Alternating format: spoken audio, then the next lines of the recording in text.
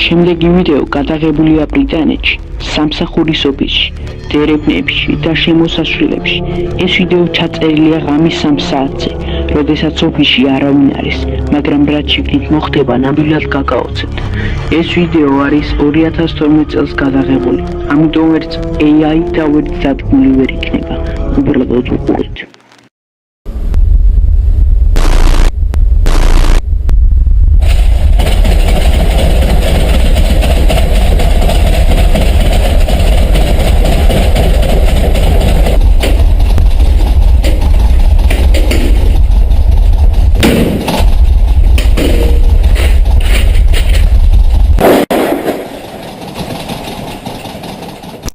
როგორც უკვე ვიდეოში დაინახეთ, ოფისებში, დერეფნებში და შემოსასვლელებში ძალიან უცნაური და გასაკვირი რაღაცები ხდებოდა.